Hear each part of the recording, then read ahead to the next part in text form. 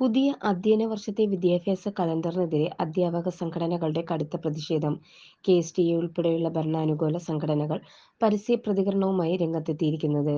വിദ്യാഭ്യാസ നിയമം പരിഗണിക്കാതെയാണ് പുതിയ കലണ്ടറെന്നാണ് അധ്യാപക സംഘടനകളുടെ പരാതി.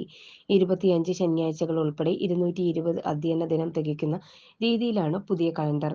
കഴിഞ്ഞ വർഷത്തേക്കാൾ 16 ശനിയാഴ്ചകളാണ് പുതിയ കലണ്ടറിൽ പ്രവൃത്തിദിനം. ഇത് ദേശീയ വിദ്യാഭ്യാസ അവകാശ നിയമത്തിന് എതിരാണെന്നും അധ്യാപക സംഘടനകൾ ചൂണ്ടിക്കാട്ടുന്നു. സി.പി.ഐ അധ്യാപക സംഘടന എ.കെ.എസ്.ടി.യു എതിർപ്പ് പരസ്യമാക്കി രംഗത്തെത്തിയിട്ടുണ്ട്. കൃത്യമായ പഠനങ്ങളും കൂടിയാലോചനകളും ഇല്ലാതെയാണ് വിദ്യാഭ്യാസ വകുപ്പിന്റെ തീരുമാനമെന്നാണ് പ്രതിപക്ഷ അധ്യാപക സംഘടനകളുടെ ആരോപണം. സർക്കാർ നടപടിക്കെതിരെ കോടതിയെ സമീപിക്കാനാണ് കോൺഗ്രസ് അനുകൂല സംഘടനയുടെ തീരുമാനം.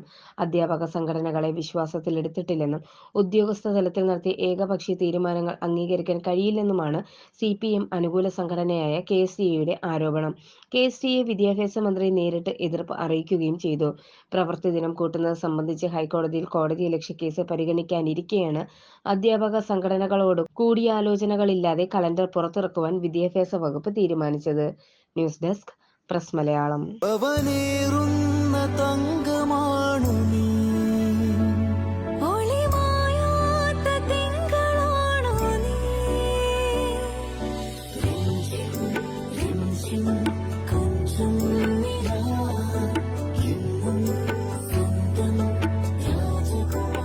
Be a Rajakumari.